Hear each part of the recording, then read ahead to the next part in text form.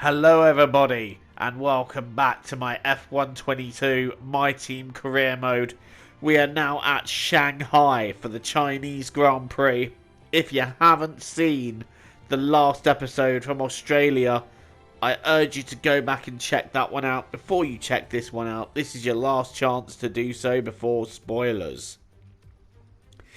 Okay, so it's round 4 of the Season 3 campaign. We've started off perfectly. 3 races, 3 wins. And you know what? We've got great momentum going here. So let's try and keep that momentum going as we go into qualifying. Q1 first then. I'll be honest, I wasn't happy with the lap at all. I just did not hook it up whatsoever. And well, we're even behind the Alfa Romeo, so I need to find a significant amount of time on the second lap, which is exactly what I did, using all the track and more, and as a result it only put us 9th, so time to find some more I think and use a second set of tyres. We're up by a 10th already, so let's try and nail it then as we go around this secondary lap. Nearly going wide there. It's not a line I want to take, but now we're heading into the crucial part of the circuit. This is where time can be won or lost. Don't want to go too deep there. We've lost a little bit of time, but we've regained it going around the sweeping right-hander down the long straight now. We're literally a fraction up of a lap we did on older tyres, so we have lost the couple of attempts we'd originally gained, but this is where it can all count then. Round the hairpin, we've gained a couple attempts there. As we head into the final corner, what's the lap time gonna be? It looks like we should be into Q2, and in fact we were. And now we're heading into Q3. We're in P10 at the moment, but what is this lap time gonna be, and can we get a decent grid position for the race? I should establish we got through Q2 comfortably, but Q3, however, it was just a nightmare. And we only end up 10th fastest. So the pace just not really with us at Shanghai. And a couple of our rivals have arrived with upgrades that have pushed them a little bit ahead of us. So we're playing a little bit of catch up here in China. But the race could be a whole different matter altogether. Oscar Piastri, P6, us, P10. All that remains is the main event. We'll be live and uninterrupted for the Grand Prix tomorrow, so make sure.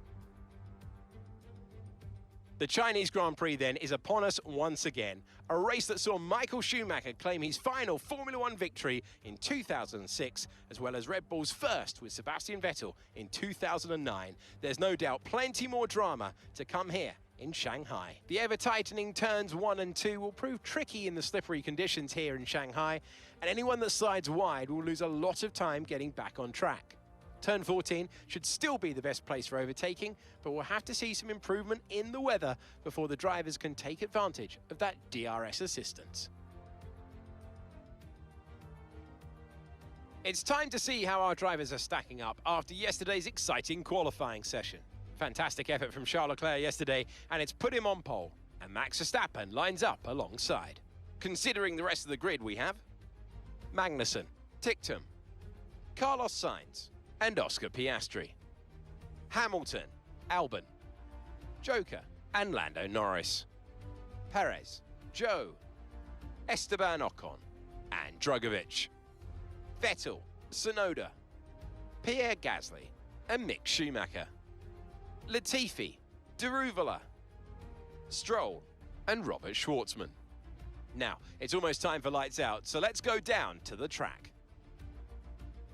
Anthony Davidson, could be a wet one today. Great to have you with us. What are your thoughts? It is a touch damp, isn't it?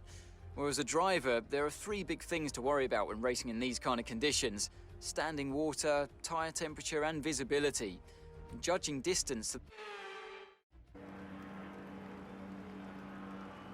Right then, the formation lap has started, and I must say the weather conditions aren't the best today for visibility and grip. As each driver performs this lap, they'll be wanting to settle in and concentrate, as this race in these conditions will require a lot of focus.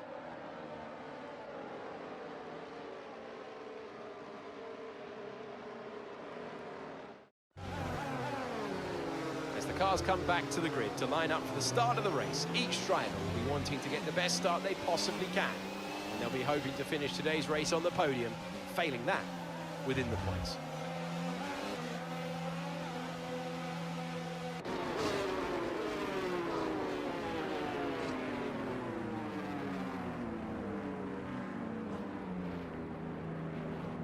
It's race time on a soggy Shanghai. It's a little bit damp, but intermediates, I'm told, are the way to go for the start, but I don't think I'm going to be on them very long. Look at the track. It's very dampish. I reckon we'll be on slicks within the first few laps. But whatever, Inters are the way to go. We're starting P10, which we move up to P9 because of a penalty ahead of us. It's lights out and away we go, and it looks like Charles Leclerc has got away okay. Max Verstappen is going to slot in behind, but he is going to put his nose up the inside. But Leclerc just keeping ahead as we go round the long right-hander. And is Max Verstappen going to lead the way? I think Leclerc has had to slot in behind there. Yes, he does. And Dan Ticktum is trying to go round the outside of Charles Leclerc for P2. Ticktum having to tuck in there, but Leclerc not too quick, and Ticktum's going to brake a little bit later, but he's got in tight. Leclerc's going to have more speed on the outside, and Charles Leclerc holds on to second. Right, time for my POV now. And it's lights out and away we go, and we really didn't get away there at all. Lando Norris gets past us quite effortlessly, and so does Zhou Guanyu. But I'm going to run to the outside where there is going to be just a little more grip. We've got Zhou. Can we get Norris too? Yes. What about Albon? We're going to go in very tight. And Albon moves out of the way. He gives us space. But Albon is going to have the run out of the corner. And Albon keeps the place. But I'm going to dive down the inside here and take him very successfully. Are we going to get Lewis? No, we're not. But I think Norris is going to have a look at Albon. And you know what? I'm really thinking this track is only a couple of laps from slicks. Whatever rain is falling seems to be already clearing up. So I really don't think we're that far off of dries. And I may take a gamble in a couple of laps. We're now trying to catch up to Lewis Hamilton, but we go a bit wide. We've got a bit wide again. And Lando Norris has spun! Norris has spun, and I think he may have collected a couple of cars there. And the safety car is out. Oh, that could prompt a gamble. There's Lando Norris going round, and he collects a Red Bull. I don't know if he collected Zhou Guanyu as well. Pierre Gasly driving straight into him too. Look, Norris drops it by himself and collects the Red Bull. And that's a very unfortunate incident. We got two cars stuck on the circuit. This is now Perez's POV. A Ferrari's going to lose it in front of him and come straight back across the track. Oh, that was dangerous. Right, so we're pitting under the safety car, and we're going to take on a fresh set of medium tyres. And I think that move might be genius because the track is getting ever drier and this rain is clearing up. So I feel like this might be the move to make. It could come back to bite us if the track starts drying out only slowly, but from the position I was in, I thought it would be worth the gamble. Right, the safety car's coming in, and you know who else is coming in? The rest of the field. They're all pitting in for dry tyres. So you know what, I am more than confident now that we've made the right move. Look at that, up into P5, and it's Robert Schwartzman in the Alfa Romeo running in P3 now. Lance Stroll in fourth. I'm not sure who's leading the pack at this stage, but we're in P5 and we don't quite have all the grip in the world yet because the track is still that little bit damp, so our tyres are going to take a bit longer to get up to temperature. Here is Dan Ticktum, the man that cannot even buy luck this season, being held up in the pits. Now the two Alpines are parked directly in front of him, so he can't leave his pit box for that. And Dan Ticktum falling to the back of the pack there. And he was running up front. But look at this. As we've got the last pit box in the pit lane, Oscar Piastri has won out of that. Right, now we've caught up to Stroll and Schwartzman, who are battling over third. Schwartzman has little grip, so does Stroll, and now that the medium tyres have kicked in, I've got more grip than the pair of them, and I move into third, so it's Magnussen leading Drugovich in P2. But of course they both need to fit a set of slick tyres on, but those two have just disappeared up the road. Magnussen will be in this lap, as will Drugovich, unless he fancies leading a lap, but it will only be a lap he leads. Stroll and Schwartzman behind need to pit. Magnussen pits and sets the fastest lap in doing so, until I go and do the fastest lap of 1:42.2. And the track really drying out now, but as everyone else has pitted, we've taken the lead of the Chinese Grand Prix. Oscar Piastri has moved into third. Wow, this whole race has kind of fallen into my lap, with Lando Norris causing that crash and us being able to make a gamble of a pit stop. The gamble has worked, because not only do we lead clearly as Magnussen sets the fastest lap, and Jehan Daruvala is out of the race again. His season of misery continuing today. But what else is going on? We're now leading. It's lap 12, and there is no evidence that any rain even fell on this circuit. It's all fair weather clouds and sunshine now. We're still 10 seconds clear of Magnussen, who is chipping about a tenth or two a lap on us. But you know what? I'm okay with that, because that won't be enough for him to catch us by the end of the race. So we're just running our own pace here.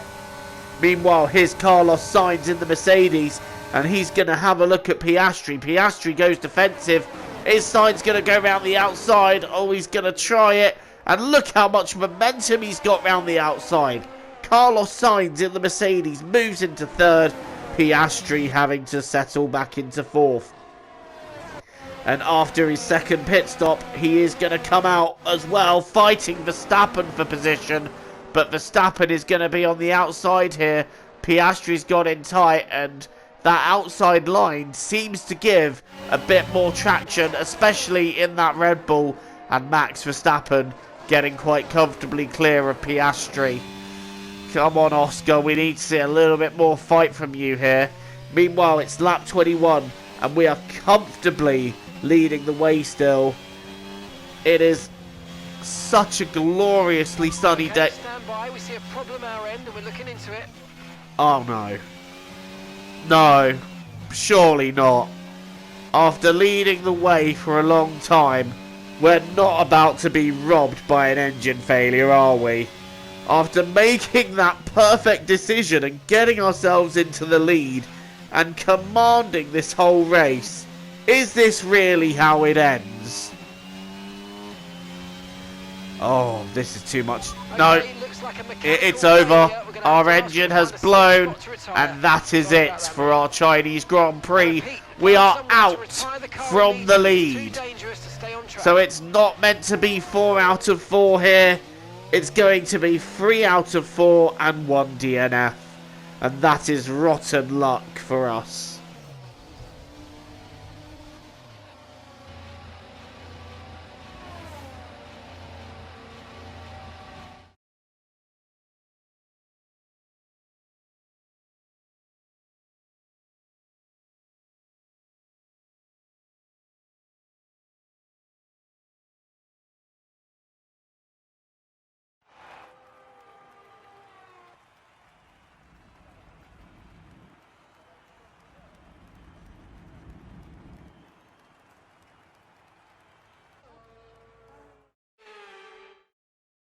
A beautiful performance from McLaren today.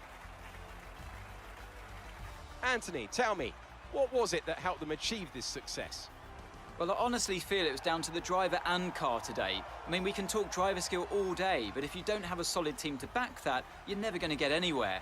When you hit that sweet spot of having both an excellent driver and an incredible car, that's when you see results like those we witnessed today.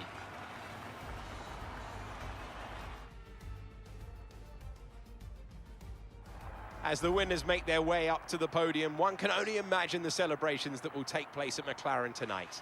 Congratulations to everyone on the team, securing the win and proving they're a force to be reckoned with out on the track.